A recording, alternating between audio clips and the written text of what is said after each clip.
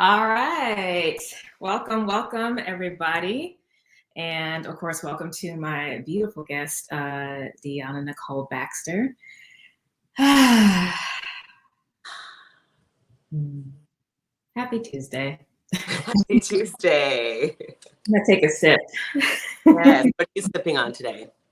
Earl Grey.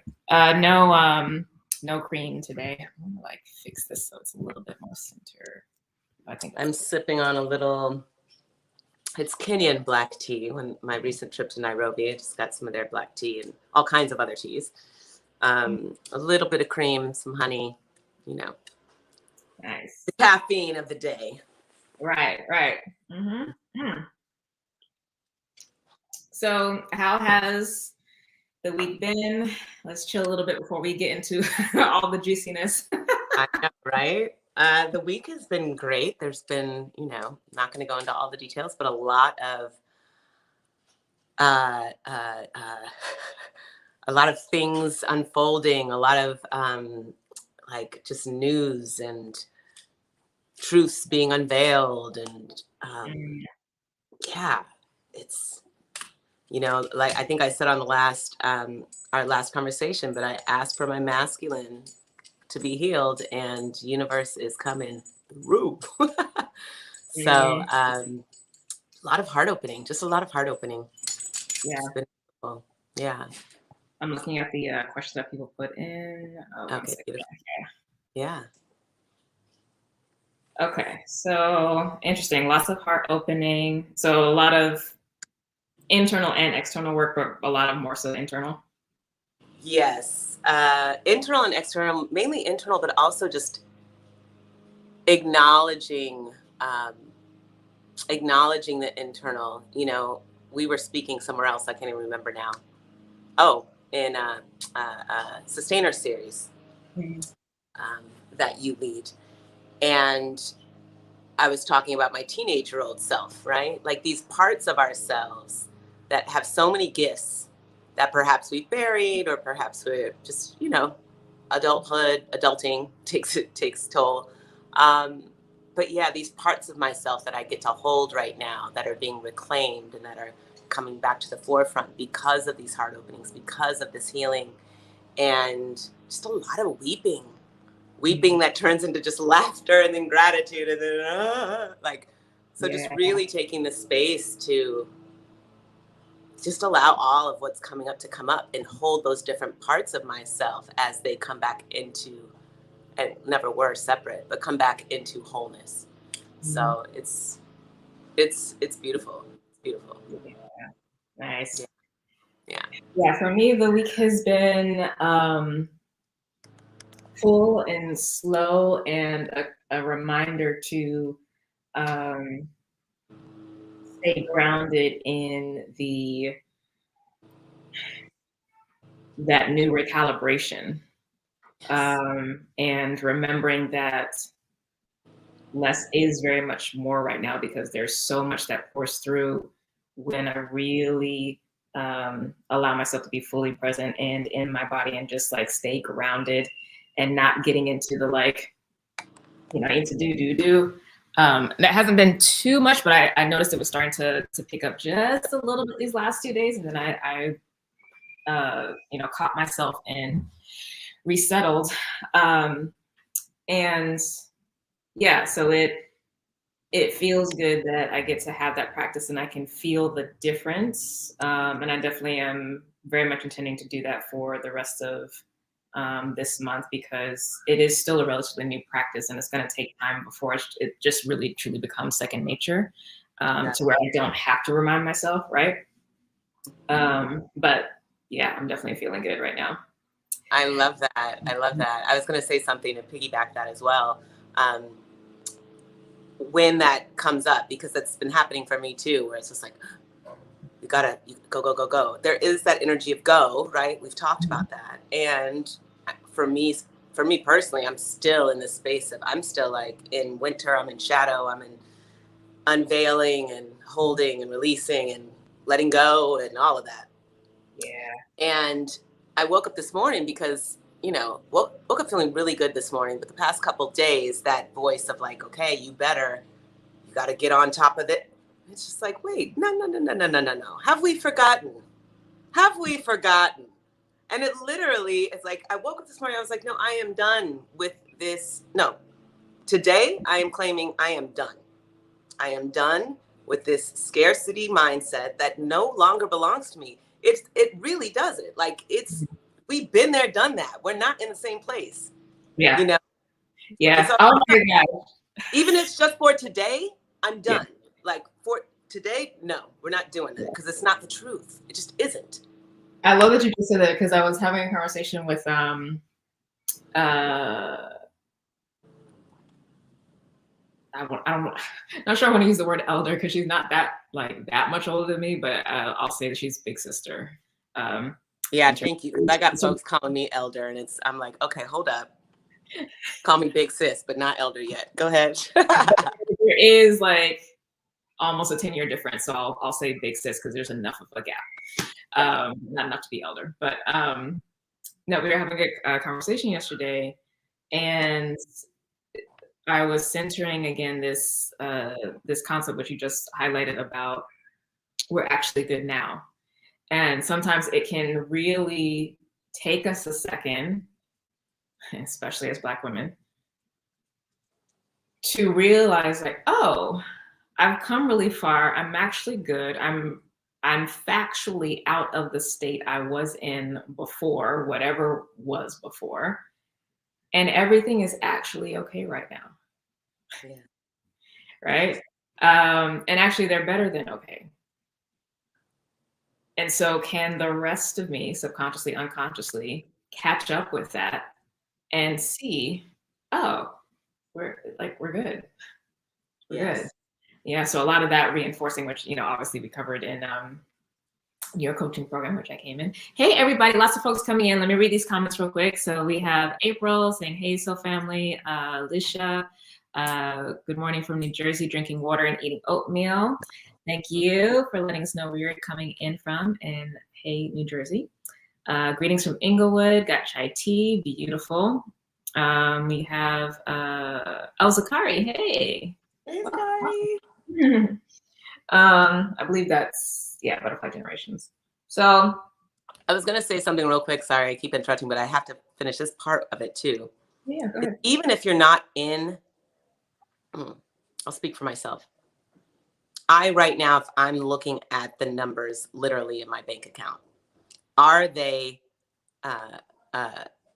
where I would love them to be? No, not at this moment. And have they been much more than it is right now at this moment? Yes.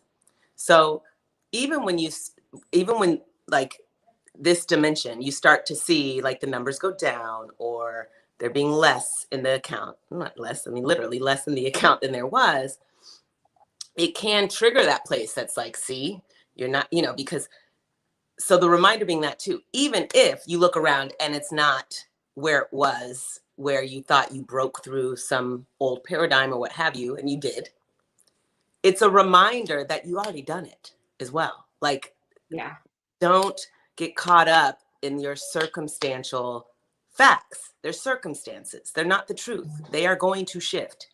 And remembering that you have the power in any moment, because in every moment is the now, to really reclaim the truth, which is you are the abundance itself, which is you have the capacity. And the more and more we train that, and the practice that you've been doing, Jynnette, as far as reminding yourself and you truly factually being in a totally different place, is so that we can, not only when we get it, that it's there, but we sustain it and that we get to grow in it, right? So I just wanted to add that on, because if you're not, any of you listening, if it is, you're like, wait a minute, though, no, last year it was this, or 6 months ago it was this, and now I'm here. It's like, I mean, literally, that is my experience right now. Like, I'm, and this, just as a heads up, this is all pretty warm up for conversation, because when we drop in, right? So this is foreplay. Yes. But no, like literally that, because I'm in that space as well too, with the pivot in my business, and I was thinking, so much thinking that was happening yesterday. Like and we've talked about this before, like as a CEO, like your most important job is to think. So I did a lot of that yesterday. I had a lot of time to do that yesterday. Mondays are usually my days for that. But, you know, being able to get to a place, especially in your nervous system, where you can step back far enough and see larger cycles, not just the days and the weeks and the months, but like what is happening year by year. And when you can train yourself to do that more regularly, you see like, oh,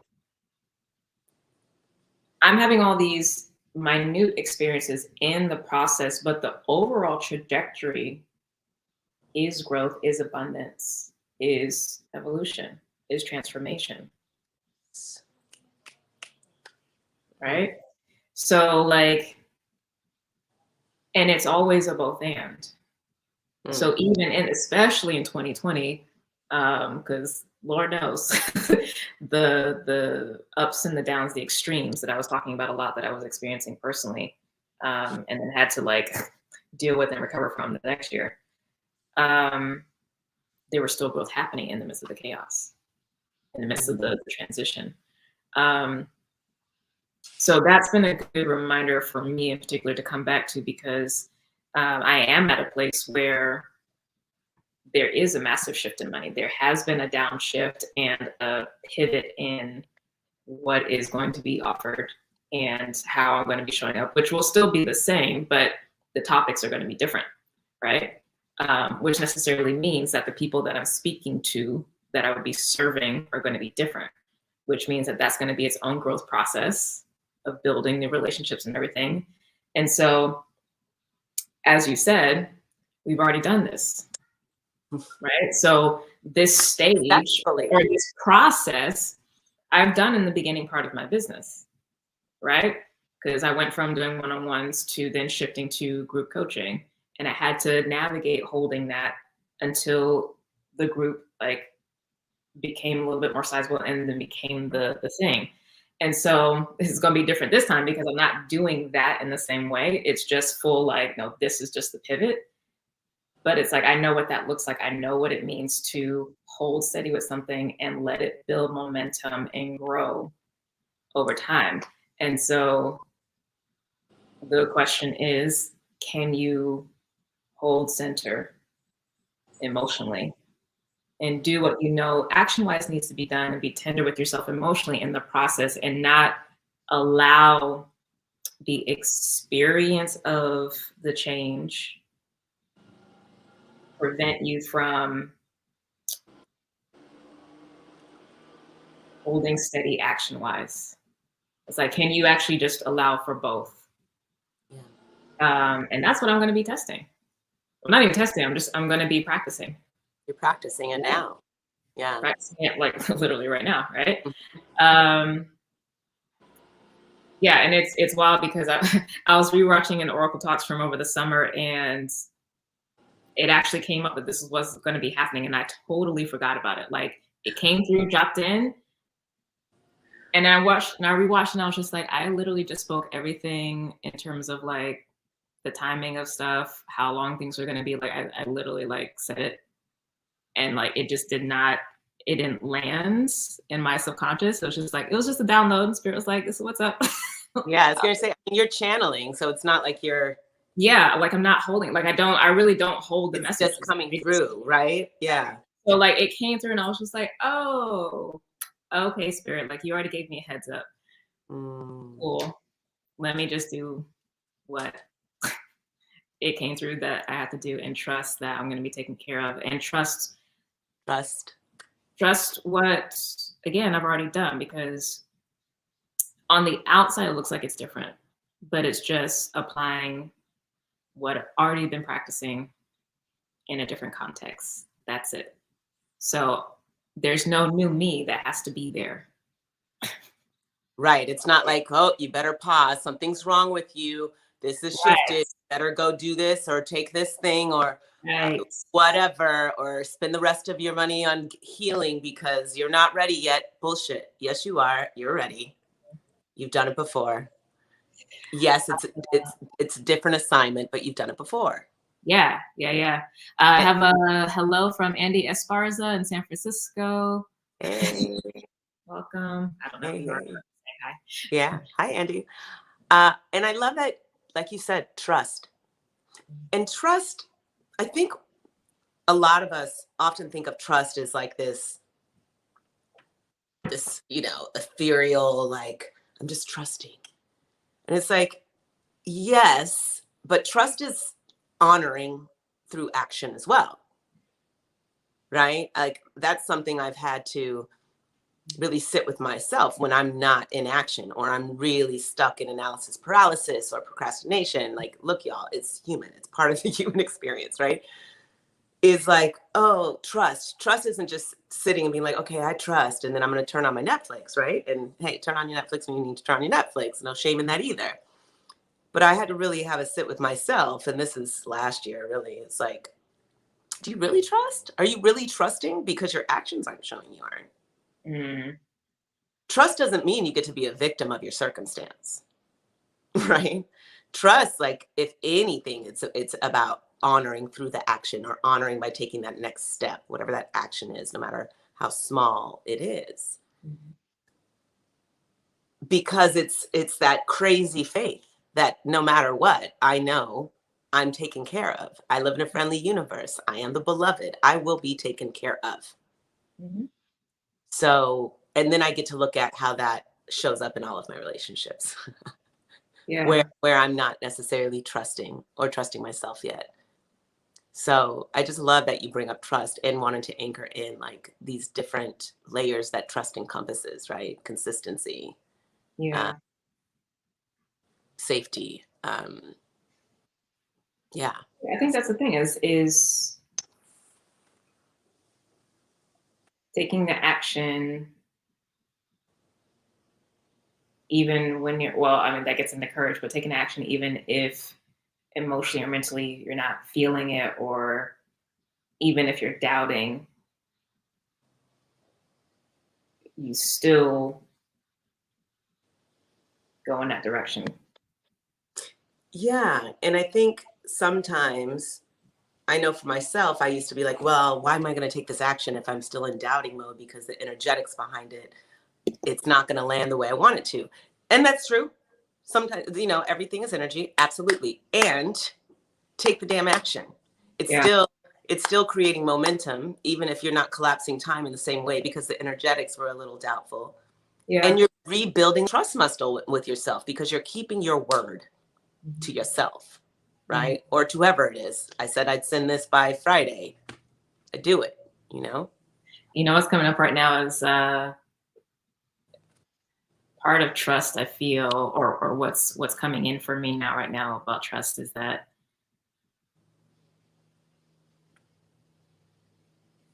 you're acting as though there actually is no other option. Mm. It's like, oh well, regardless of how I feel, there actually is nothing else for me to do but do this. Right. Or sit around, and listen, I can speak about this because I've been there on both sides, right?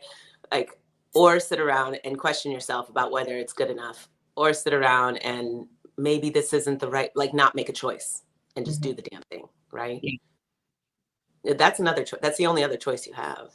Yeah. And that does nothing but spin the wheels and make you feel worse and make you be in more doubt and less trust. Mm-hmm. So you're so right, though. It's like, bet on yourself. Mm-hmm. You've done it before. You're not alone. And I'm speaking to myself right now about an area of my life,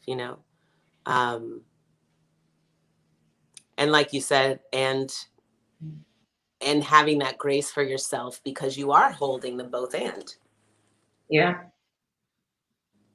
I think that is always the gift and the challenge. There's always something. There's always a both and happening, no matter what.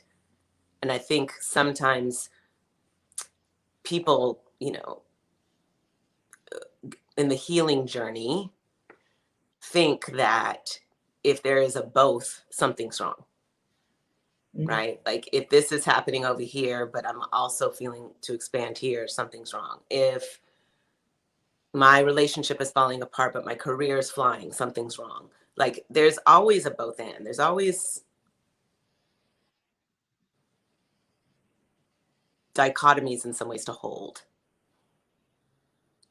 There's no escaping that.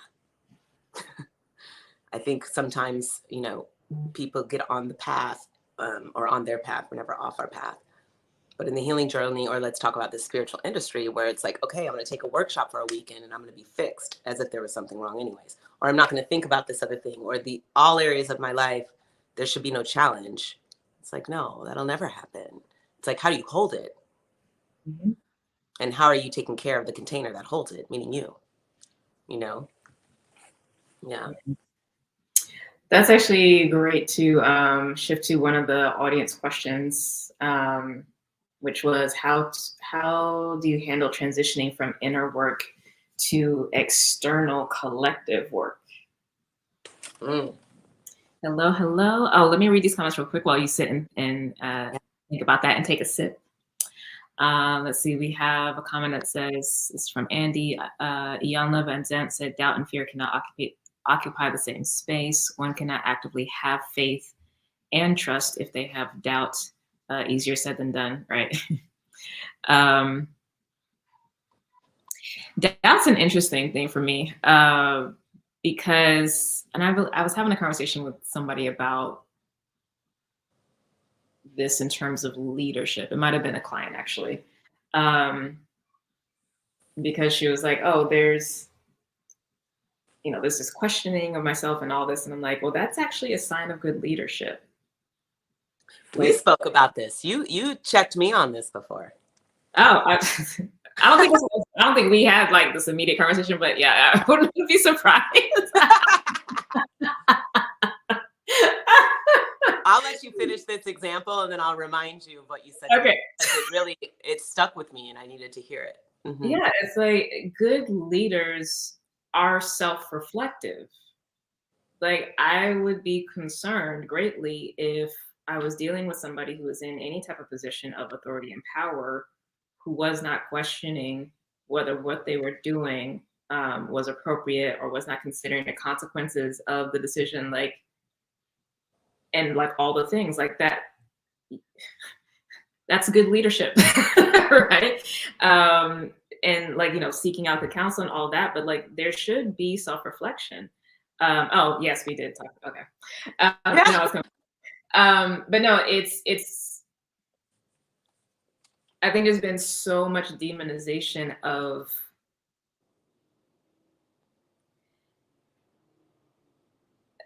I think people have been thinking that anxiety and worry is the same thing as thinking and problem solving, and it's not, right?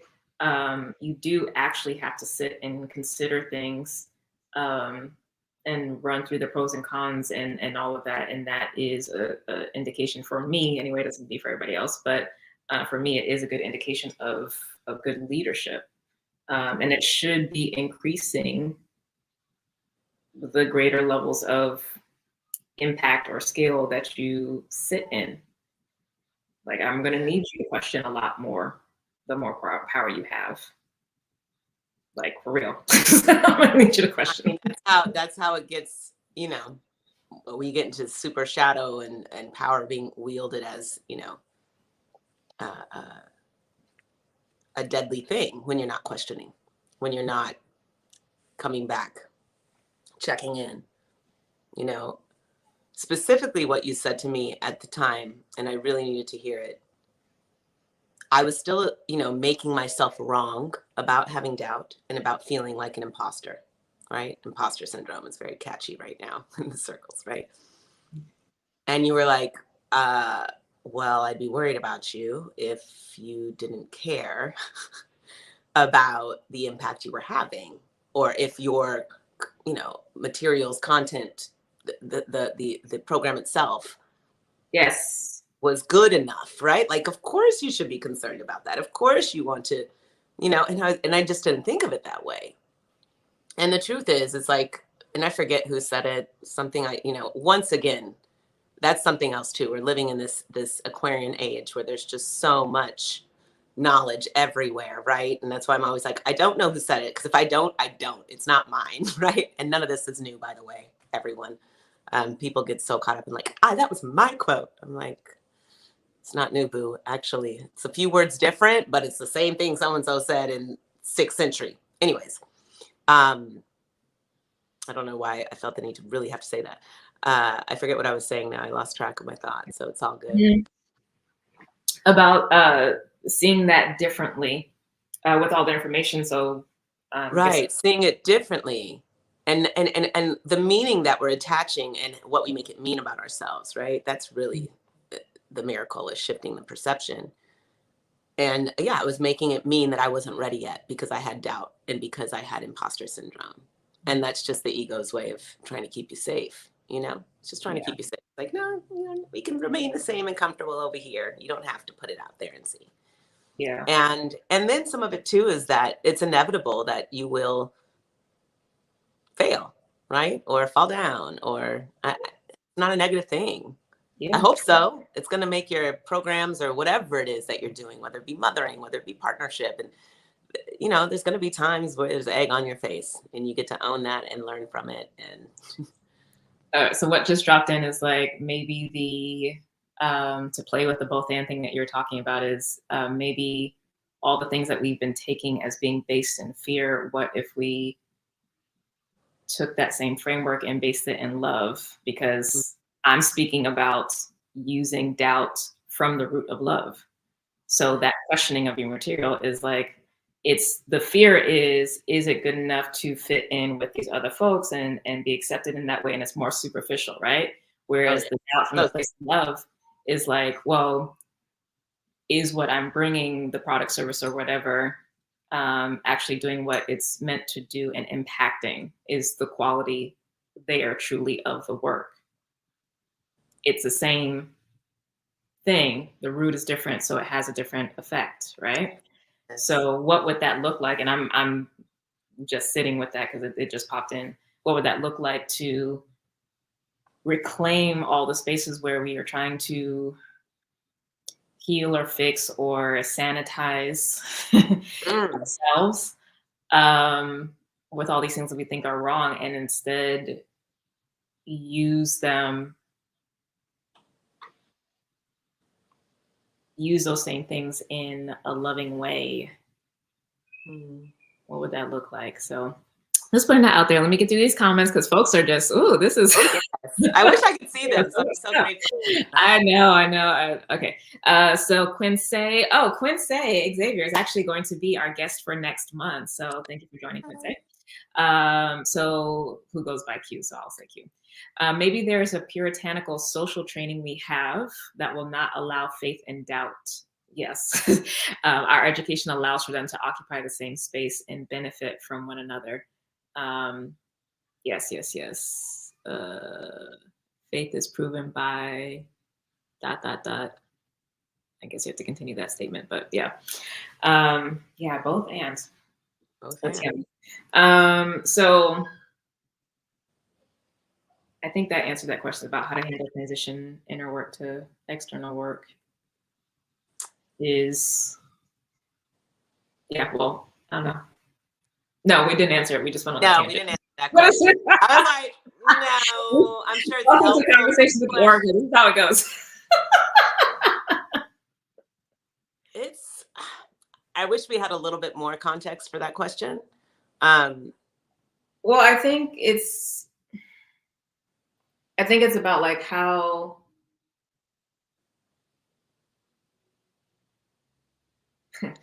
well, the question that's coming to mind is like, okay, what happens after healing? Oh, okay. That's coming up for me around that. But for me, it's always our personal, our human, our experiences and what we've healed ourselves from and transformed through is a template for the work that we do external. So there's no difference. We just take it and apply it in different contexts. But the base is always the humanity, our soul.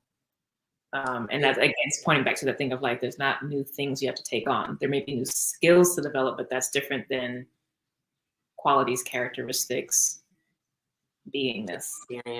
Beingness. Experience, yes. Yeah. Experience.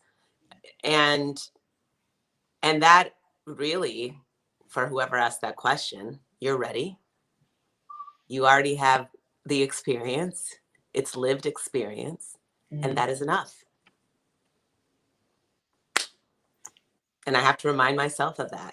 I know. I was going to be like, so how's that going for you, Diahnna? Listen, sip your tea, okay? I don't need you coming for me in these I don't got no tea left. Go get some more tea. Some water. So how's it? So much of it is just recognizing that you are it.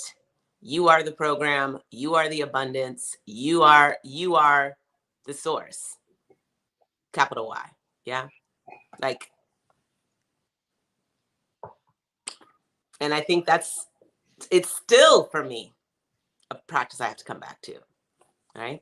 Or a truth, I'll say, that I have to come back to. It's practice coming back to it, but it's just the truth. Yeah. It's the truth. Yeah. Mm-hmm. Yeah. Cool. Another question. This actually would have been great for last week, but I'll say it anyway. What we've learned through this pandemic. And then after this question, we'll pick up with the topic that we dropped off with last week. Okay. What I learned from the pandemic is that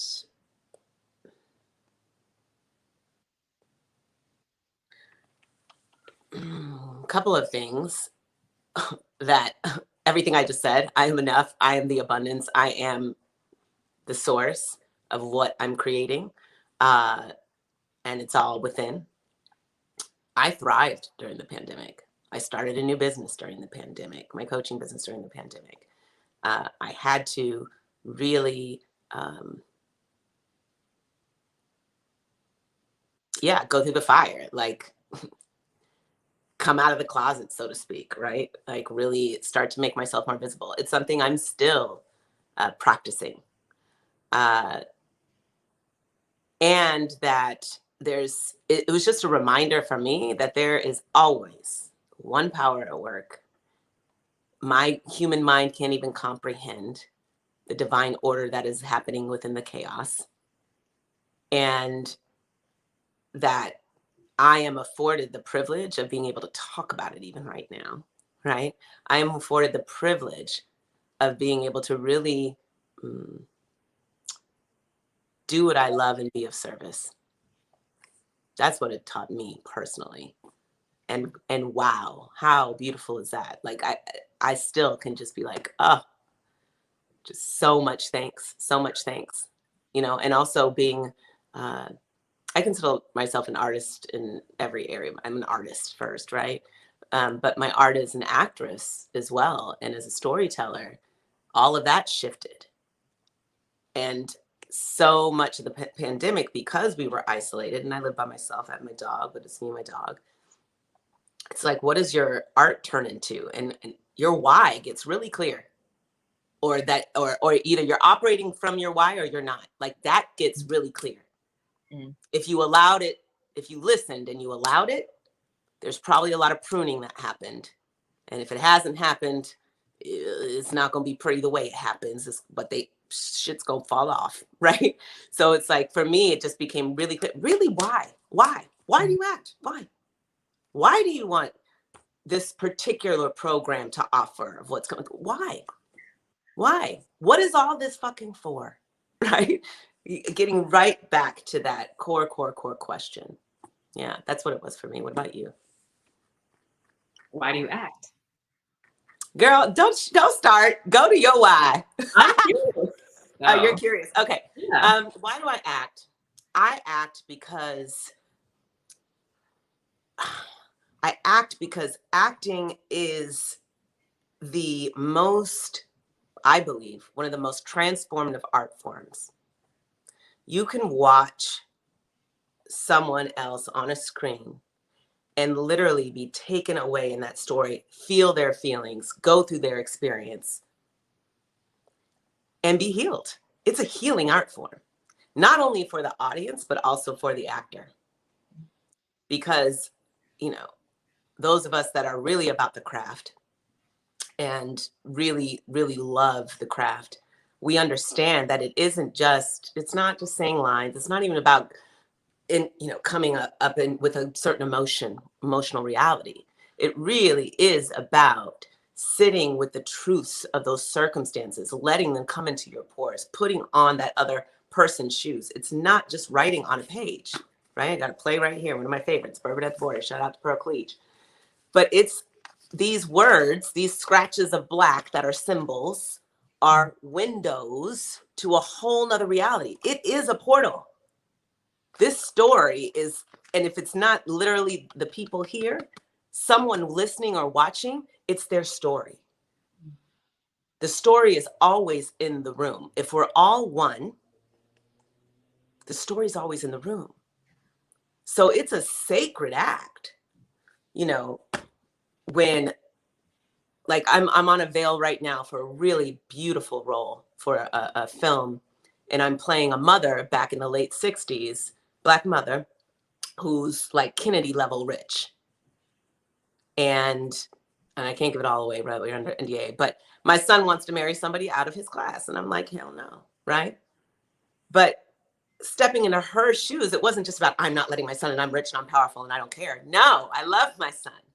What did I have to do to get to the place I was? Like, you sit in that with your imagination and really, really, really allow it to come into your soul. You're stepping into a portal and allowing yourself to be hit and affected, and it becomes truth.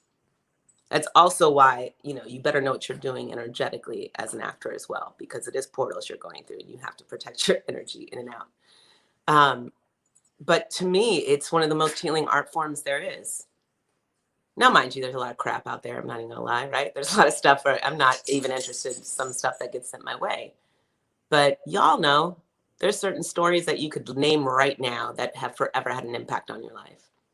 And that's my why about acting. I do believe it has the power to change. Big change. Yeah. I feel like every Oracle talks, or not Oracle talks, every conversation with the Oracle is going to be like me crying or trying not to cry. I love it. Because yeah, that's that was my why before.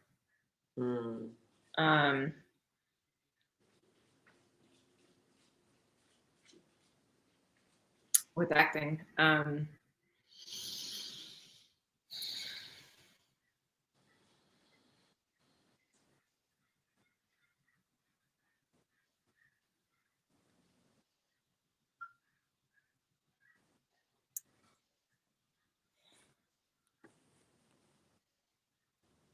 that was one of the things that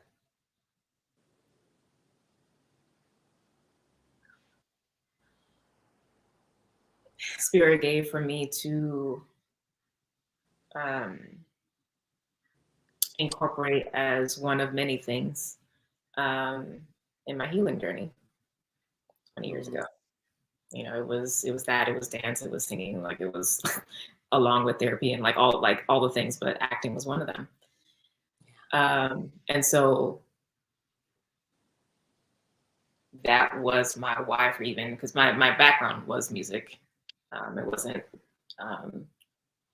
wasn't acting. So, but the coming to that was specifically using this thing that wasn't on my radar in any way, shape, or form as a vehicle for transformation. Because you do have to drop in.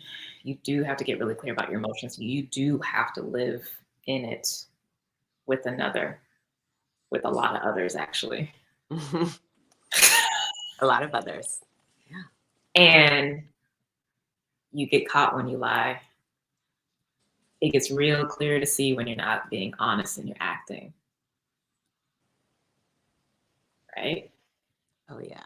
So the standard of authenticity that it requires necessarily breaks you open. Yeah. Right? So, yes, I feel you. Yeah. It is absolutely transformative and powerful. Mm-hmm. And it's different now. For you, as far as the why? Mm-hmm. Yeah, as far as the why, because it's no longer a vehicle of me coming back to myself. It's now just I want to play. I love it. And nothing wrong with that either. Yeah. Right. Yeah. So it's interesting that, you know, something can elicit different whys, right? But of course the transformation is still there, but it's like, oh, I don't need that anymore. I don't seek out or try to write or create or be a part of stories that are necessarily like going to be taking me back to certain places, because it's just like, oh, like I don't need that anymore. I'm speaking for myself, like I don't need that anymore. And maybe even the healing journey has shifted in that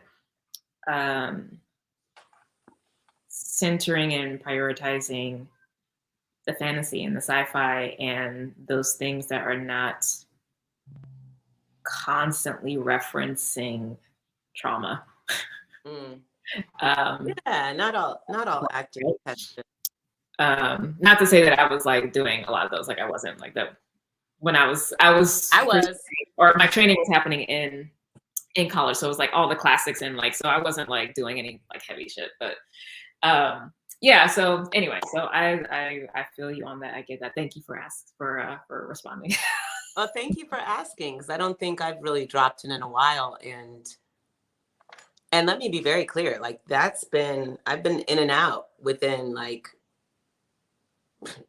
wanting to be in the business, and the business is a whole other story, right? But the art form itself, because it's similar to what you said. For me, in the beginning, they'll always be transformative, but for me in the beginning, it was my healing tool. It's the way I healed. Yeah. And I was drawn to deep, dramatic roles, dramatic and traumatic. Like that's where I did so much of my healing. And now, sure, it you know, it's interesting the certain roles I attract, because they will come just like the play I did beginning of 2020, right? It was eerily so similar to kind of my story, not knowing who my father was and blah, blah, blah at the time.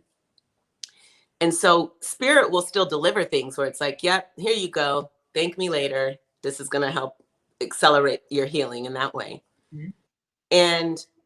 But now it's like, my no is really powerful. Like, I'm not just doing it to do it to, you know, yes, I want my health insurance. So, you know, there's certain roles that might be procedurals that aren't lighting me up, but I have fun. It's play.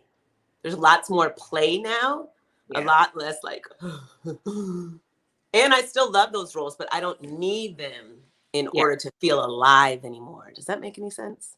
Yes.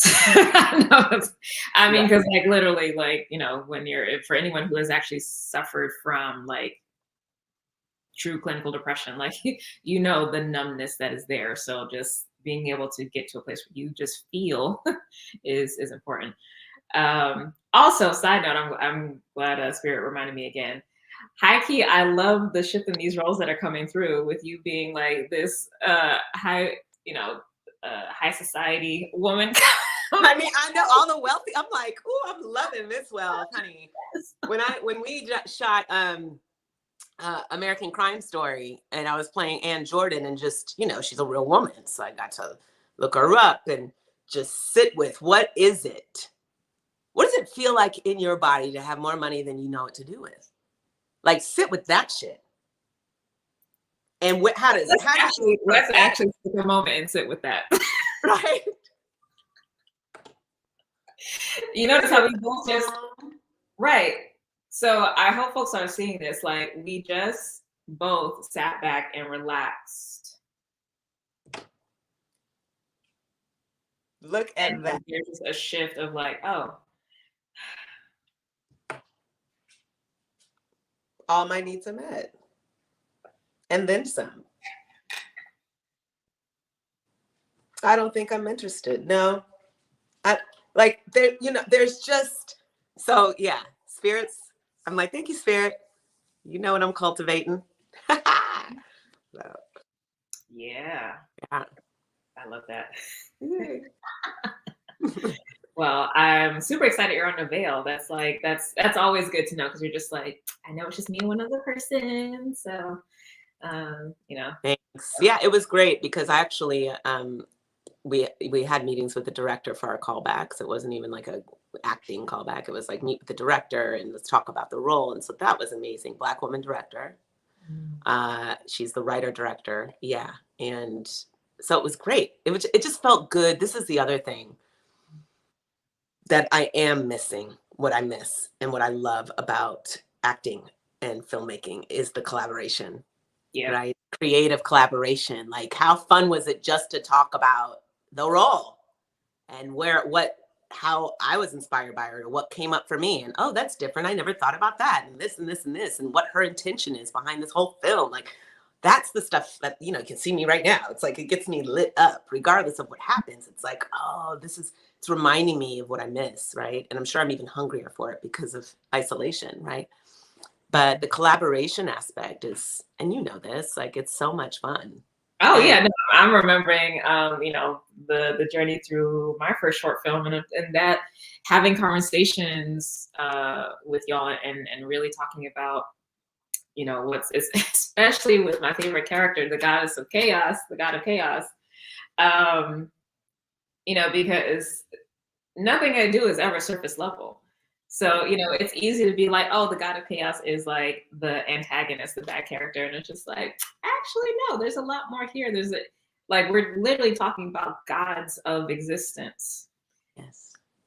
We have to expand our mindset about like who these people are, what roles they're really playing, what their motivations are. There's a lot more to them. And obviously, I couldn't explore that much because it was a short, but the fun in that of being able to play with somebody in your dream. Yes. You get it. And it's just like, okay, we're going to do this and like play make believe as adults, right? Yes. I mean, it's so fun. much fun. And I never want to stop doing that. I never want to stop playing make believe. And literally, when you think about it, make believe. Right? You're literally creating something, then believing in it to bring it to life, which is what we're doing on a daily basis with everything. Yeah. Yeah. How conscious are we being of that? Merrily, merrily, merrily, merrily, life is but a dream. It is. Yeah. Just forget. Yeah. So what are you believing in and what are you making? What are you believing in and what are you making? Ooh, that's actually, I'm gonna write that down because those are good questions for this year. Yeah. What are you believing?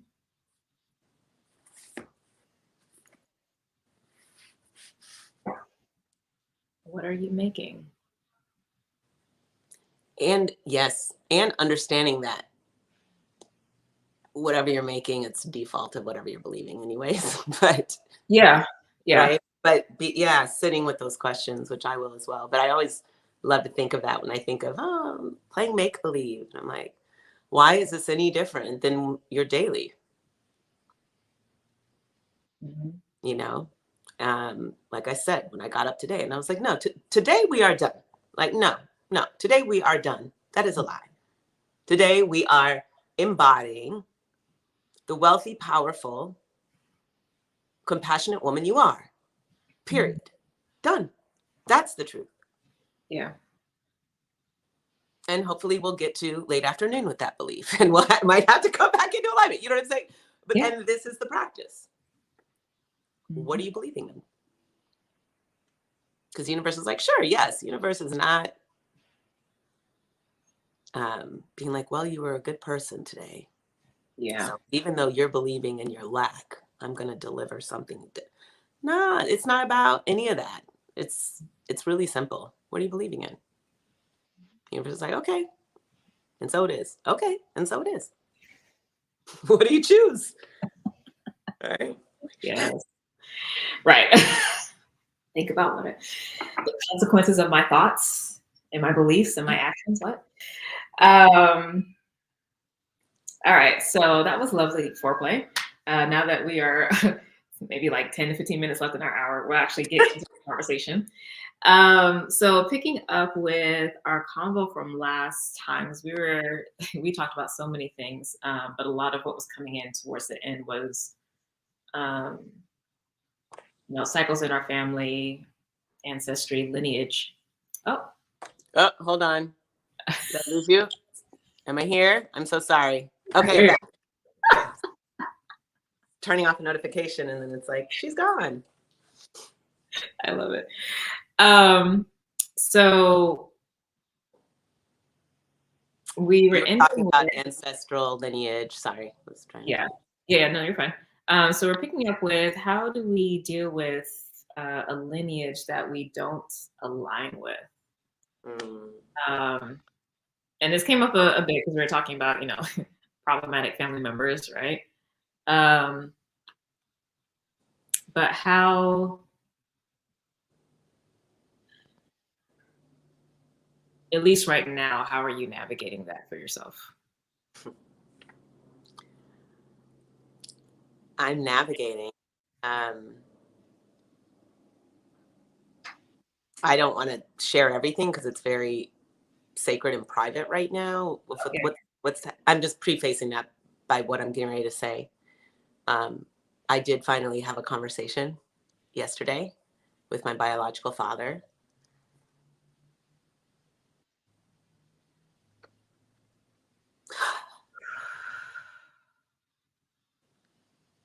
Oh, wow. And it was so beautiful. And he had watched our last conversation, right? He found out yesterday about me and like looked and found everything good and Are you saw serious? it. And he was like, well, I was worried that, you wouldn't be open because I heard you talk about, I found out my father is a white man who's a Trump supporter. I thought of like, oh, wow. And I said, yeah, I did. I judged you. Like, I wasn't sure if I wanted to know you. And I was like, so I'm navigating this right now, right? As far as like, how do we come to terms with lineages that are problematic? And also what you were just saying, Jynnette, right before you asked this question, you were talking about, I wish I would have paused at that moment. But basically our perception versus the person, or it's just complex, right? It's not one thing, Yeah. what you said, but it was something in reference to that. And it was just the most beautiful conversation. I can tell this is an amazing person with a beautiful heart who's smart and talented and creative.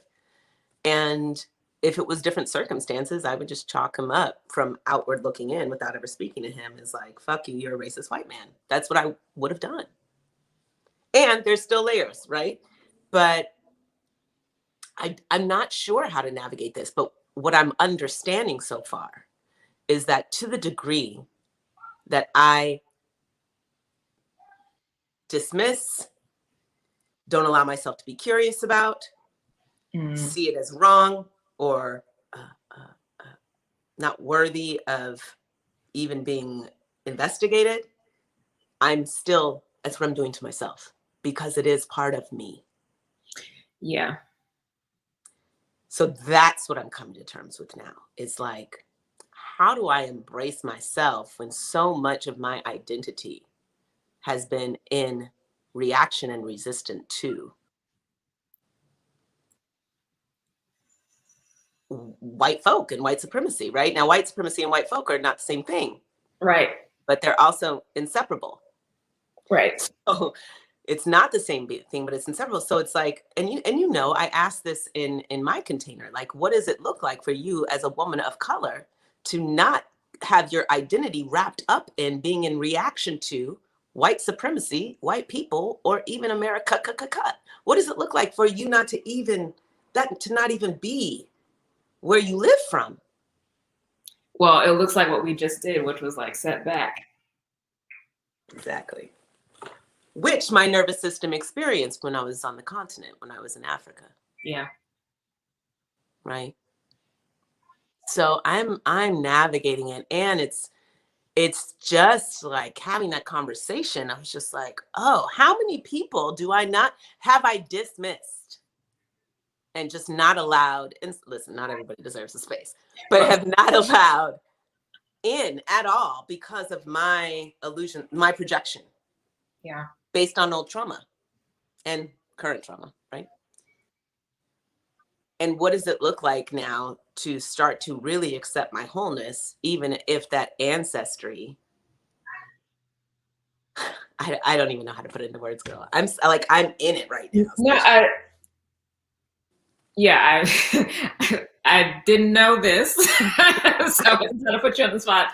And in no way, shape, or form is there a need for there to be a pretty packaged answer for this. It's not. That's not the purpose of these conversations. Like, this is not Oracle talks, right? Right. Gotcha. So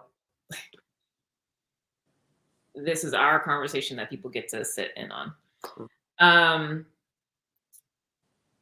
But I think what I'm really gravitating towards is the wisdom part about the wisdom that you spoke of around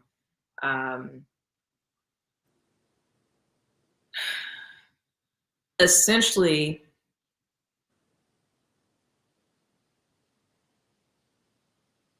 in order to deal with any of the lineages or family members that we don't agree with, we do actually have to, in whatever way that looks like for us, face and see all of it.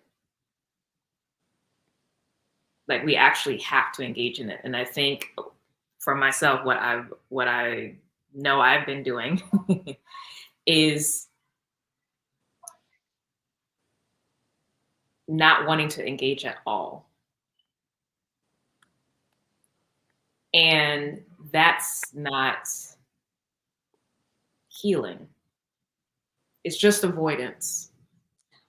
And what I hear you really speaking to is like, regardless of whether or not there's any kind of relationship that develops that you would choose to, you actually are in a place where you can choose it because you now have full information and you're being open to what's actually showing there. You're allowing the experience to happen, and then you'll be able to get to a place at some point to be like, okay, do I want to do this or not, or continue this, or like, what does that look like? And it's a different level of agency and empowerment that you get to sit in, that for someone like me, if anyone resonates with that, of like just the avoidance of a particular branch of the family, it's like, that's not actually, I mean, I can see that blocking of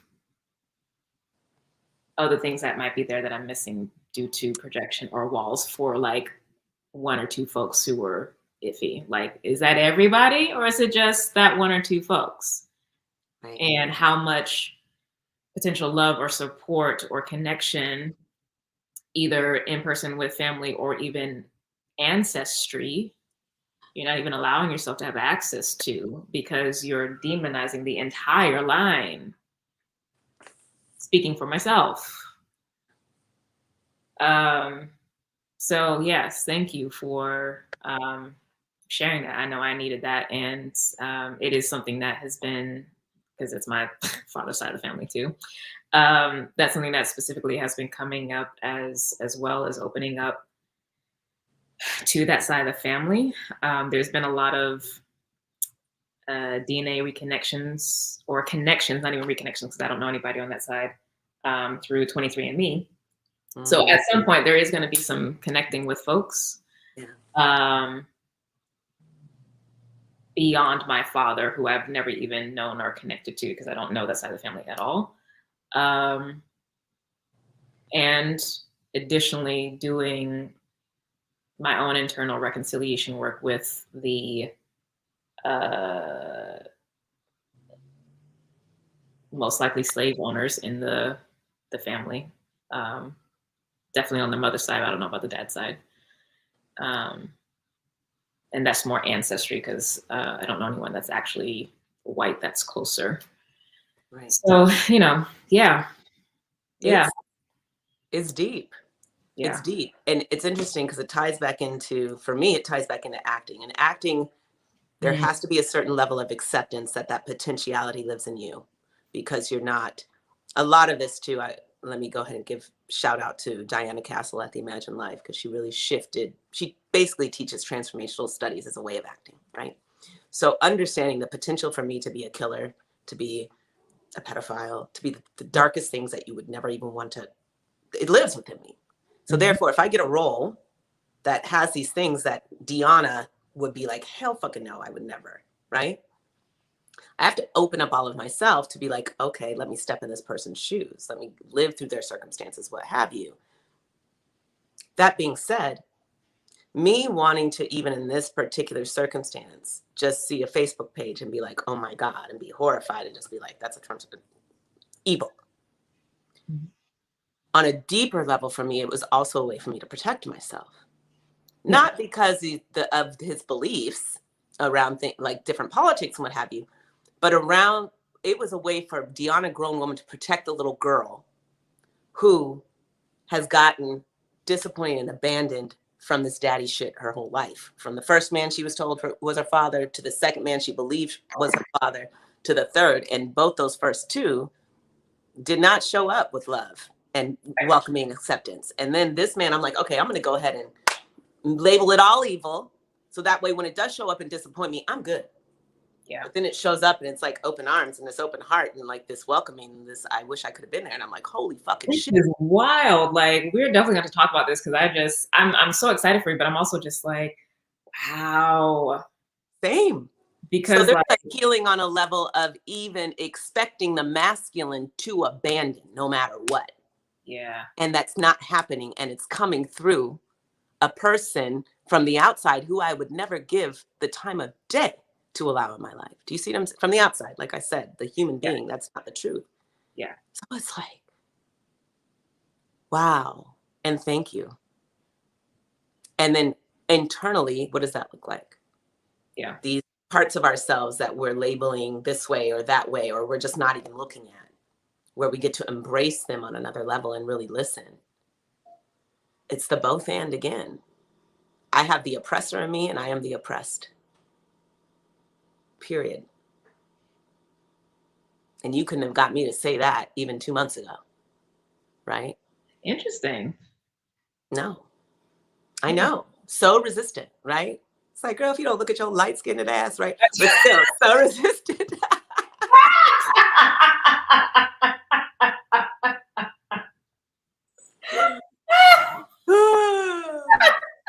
Right? Yeah, I've been in denial my whole life, okay? Listen, it's just like the level of mixing, because I was thinking earlier about just like, I have so many different lineages. I'm just like, oh, the resolution, the resolution with these energies, boy. Oh my gosh, that's hilarious, Diahnna. I know. And the resolution of these energies, before us even talking about just the, even that oppressed and oppressor is just a dichotomy that is very simplifying as well. Like, it does not encompass the whole story. So it's, like I said, I'm in the middle of it. I don't know how to navigate it yet. Really? Moment to moment. Bless your heart. Listen, just take the week off. Shit. Girl, I've done taken off since Thanksgiving. Like, not really. There's been so much stuff happening with family. Yeah. But still, it's like, yeah, I was like, oh. And again, what is my container like now? Yeah. This, I'm letting the space be there, right? Because there's so much happening. Yeah. And I am capable of still showing up even while this is happening. And it's not coming from a place of, so much, let me just show up. I'm going to show up to this live and I'm just going to put on a face and act like I'm okay and I'm not. No, it's not coming from that colonizer's mindset. Yeah. It's really coming from a space because I've done the work and the healing so that I can hold both and be honest about what's happening. Right. Yeah. Yeah. Ooh. Wow. Yeah. The saga continues. Girl. The saga continues. Children, do they look like this? I can imagine what's all the things that are happening. Yeah. And I can imagine just because I had a taste of it myself, 2 years ago? Wow. Wow. But I'm happy for you and thank you for feeling safe enough to share that. Yeah.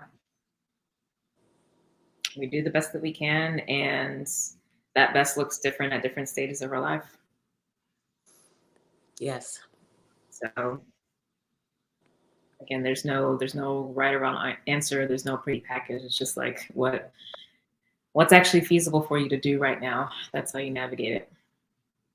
Yeah. And I can definitely, and it sounds like the same for you, like the level of safety and self is there in such a way that the ability and the capacity to even be doing this and approaching it the way that's being approached right now is only possible because of how we've grown and where we are now. This would not, for myself, would not have been the case 10 years ago. Either. And also recognizing, that's why I'm like, universe got jokes, but universe knows exactly what universe is doing. That it couldn't have been any other way. I mean, yeah, it could have, but no, it couldn't have. Not for me to be the person I am, teaching what I teach, holding space for who I hold space for. And that will even expand now. Who knows what that's going to look like after this process.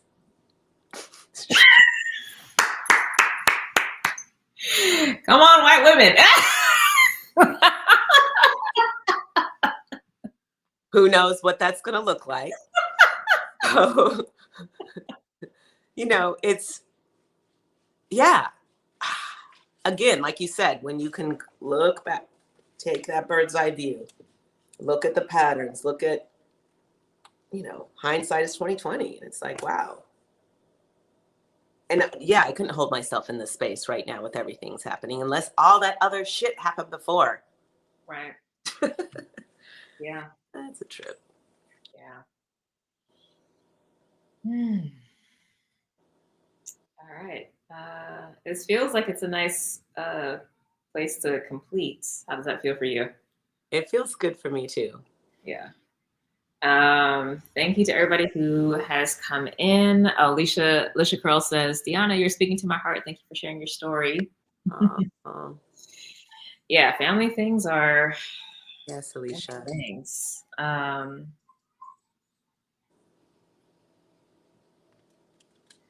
just sitting to see what else might be coming through.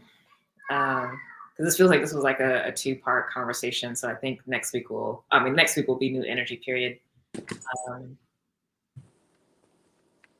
it feels like it's going to be a very different kind of shift for our vibe. I titled today's conversation Transitioning. Perfect. I love it. Why did I choose today's title to be Transitioning? Because I got it a few days ago. Last week was Endings and Beginnings. Transitioning. So what is the transition?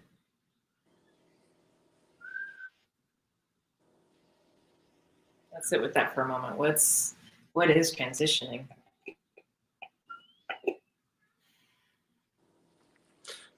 I would say transitioning is the space between letting go of an old identity and stepping into,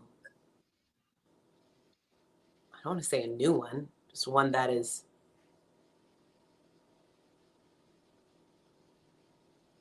embraces more of the wholeness of who you are.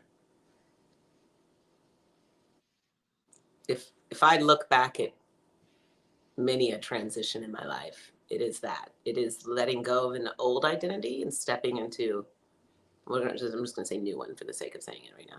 Stepping into a new one. But it's that, it is that I've got one foot in and I'm like, I don't even know what the hell this is. And the other foot's still back in the old, wanting to be like, nope, this is what we know. This is where we feel powerful. This is where we feel right. And then you have one foot in that other space that's the unknown. Is the place that foot is in unknown now, though? Because this transition feels different. Yeah.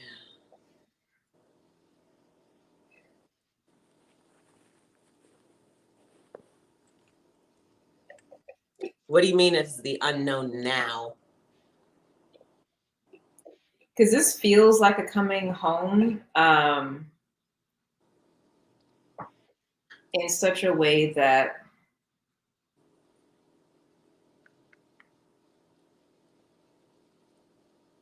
almost that life is starting now. Almost that, I'm sorry. Life is starting now. Life is starting now? Yeah. Like it's what you were saying about how everything that was done and experienced up to this point was needed to even like be here. And it's like this transition feels like, okay, now we can actually start. Yeah. Yeah. Sorry. I feel like I do feel that there's a feeling of like just an energy. It feels like welcome. Yeah, welcome home. And now it's like, now finally we can unleash the power that is Diahnna Nicole Baxter upon the world. I mean, that's what it feels like. So thank you for that. So next week is going to be welcome home. Ooh, beautiful. I love that. That's going to be the title for next week. And so we're going to be, yeah, we'll see what home looks like. We'll be talking about home. But I like that. Welcome home. I like that too. Yeah, it's such an interesting feeling. Really interesting feeling. Because it's not starting over. No. Not starting from scratch. It's just like, oh.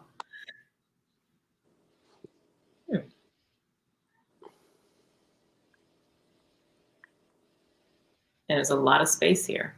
And it's settled. It's sitting on the throne. This is why I love getting older. Yes. I love getting older. Listen, post 50 life. Y'all hear me say it. I don't say it just to say it. I know what I'm talking about.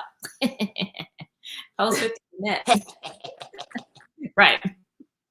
I love that. Can we have you like we need more of that in just consciousness, period.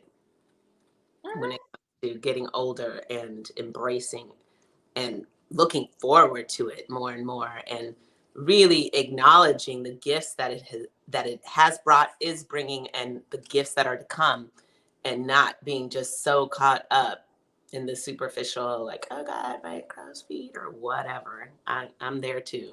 It gets a little heightened being in this business, but and it's like, no, but the gifts far outweigh some wrinkles and saggy chin, Yeah, no, I mean, it's been my practice like for life. Like I've always been excited about getting older, and it's always been weird to me when people have just been like, having this really negative mindset about it. I'm like, what are you talking about? Like, you get better and better being yourself. Like, it becomes more awesome. And before I even like really understood what that meant, and now that I've been living it, I'm like, oh yeah, this is awesome. Like, I love it. Like 30 was awesome, 40 was awesome, 50 is going to be fucking amazing. Like, what? Me at 75? What? Right. Oh my goodness. I love it. It's fun. It really is fun because I think, listen, if you're not coming home to yourself more and more as you get older, like you're doing life wrong. Yeah. You're doing life wrong. And no, that is not, oh, if you don't have any obstacles, if you don't experience pain or loss, but like, no. Right. If you're not coming home to yourself more and more as you get older, like you are actually doing life wrong. True. Because life is gonna life. But the whole point is you being you. Like that is it first and foremost. If you do anything extra, that's, that's between you and your soul. But anyway, all right, this has been lovely. So yeah, join us next week, Tuesday at 10 a.m. for our third conversation, and then we're just gonna have one more. How'd the month go by so fast? I know. I want more than a month. I want to come back later in the year. Okay. I mean, we might have to think about that. Because right now I have February locked in, and I'm working on somebody for March. So yeah, well, I'm definitely open, and we'll see. Yeah. Awesome. I'm being like, obviously I know a lot of people, but I'm being really particular about who I bring on, because I also am including folks' info in the description of the video who provide service in any context, any industry, to also be able to support their promotion. So for everybody who is watching, please always check the description. I will always have the guest info, their website, and their IG handle as well too, for you to follow them. So check them out, peruse their services. Yeah, and let's get this money, because I'm about my paper too. But yeah, that'll be the case for everybody. So everybody I bring on will also be a business owner in some context, because economic sovereignty and empowerment is a ting for me. So yes, y'all know how I roll anyway. I don't have to explain this, So check out her website. She has a group coaching program that's opening soon. Yes, soon-ish, February 22nd. So you'll be seeing that promotion come out soon, because I've done some changes, as you know, Jynnette. Thank you for your support and in that. And so yeah, I'll be announcing that next week. I've just been sitting with the content and shifting. So she's like, no rush. Once again, it's January. There will be no launches in this month for me. I'll be making mine in February as well too, because I'm obviously in a big pivot in my business. So I'm launching a new coaching program, but that won't open or enrollment won't open until February, but we won't actually be starting until March. So listen, I'm using this entire Venus retrograde for today's season to get everything that I'm supposed to get internally, so that I can really hit the ground running this year. So I will not be rushed at all. Thank you for that reminder. Always. Yeah, love you. Love everybody else. Thank you for joining. You know what to do. Subscribe to the channel, share with folks, follow us on Instagram if you're not already following us, and we will see you next week, God willing. Bye. Bye.